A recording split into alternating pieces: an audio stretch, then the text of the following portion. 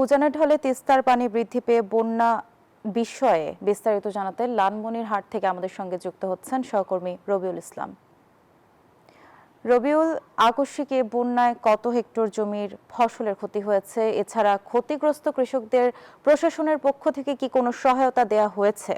জি মনিরা, আপনি যেমনটি বলছিলেন যে আমি এখন দাঁড়িয়ে রয়েছি হাতীবান্ধা উপজেলার তিস্তায় ক্ষতিগ্রস্ত একটি আমন ক্ষেতের এখানে। আপনারা জানেন যে আকস্মিক বন্যায় কিন্তু বিশেষ করে কৃষি ক্ষেতে ব্যাপক ক্ষতি হয়েছে এবং রোপা আমন ক্ষেত, বাদাম এবং মাষকালাই এবং শাকসবজির ব্যাপক ক্ষতি হয়েছে। আমি যে এলাকায় রয়েছি এটি হাতীবান্ধা উপজেলার সিংড়িমারি ইউনিয়নের আহ, এবং এই চর এলাকায় কিন্তু পানি প্রবেশ করে কিন্তু এই রোপা আমনের ব্যাপক ক্ষতি হয়েছে। বিশেষ করে পানির তোরে কিন্তু বালির স্তব্ধ হয়ে গেছে এই রোপা আমন ক্ষেত। শুধু এই ক্ষেত্রে না, অসংখ্য ক্ষেত রয়েছে এরকম ক্ষতিগ্রস্ত হয়েছে এবং দিশেহারা হয়ে পড়েছে এবং কিছু ক্ষোভ জানিয়েছে। তারা কিন্তু এখন পর্যন্ত এই জমিটাকে ৩ বার রোপণ করা হয়েছে এবং করার পরও কৃষি বিভাগ বা সরকারের পক্ষ থেকে কিন্তু তারা কোনো সহযোগিতা পায়নি। এতে তাদের মধ্যে ক্ষোভ সৃষ্টি হয়েছে। আমরা একজন কৃষকের সাথে কথা বলবো, আপনার সাথে কথা বলতে চাই।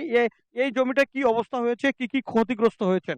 এই জমিটা যখন আমরা বলছি একে একে ৩ বের বন্যায় আইসে ধানটা শেষ করে ফেলেছে। এবার নিয়ে ৩ বার হইলো। এ এই ৩ বারে কালে এই আরো কোথায় গেছে। আমাদের এই অবস্থা। বাড়ি ঘর দুয়ার ভাঙ্গা চুরে সবকিছু একবারে লুটপাট হয়ে গেছে। বালু করে শেষ। সহযোগিতা পেয়েছেন না, কিনা? কোনো সহযোগিতা পাইনি আমরা। কৃষি বিভাগের কোনো সহযোগিতা আমরা পাইনি। ধন্যবাদ আপনাকে। আমরা শুনছিলাম একজন কৃষক কিন্তু বলছে যে একে একে ৩ বার বন্যায় কিন্তু তাদের এই জমিতে ক্ষতিগ্রস্ত হয়েছে।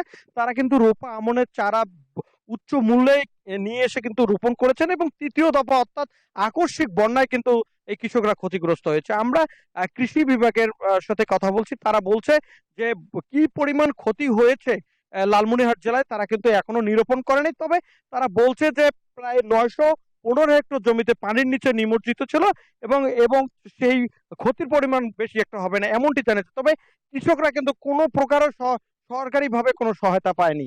এই ছিল আমার কাছে সর্বশেষ। ফিরে যাচ্ছি স্টুডিওতে। ধন্যবাদ রবিউল আপনাকে।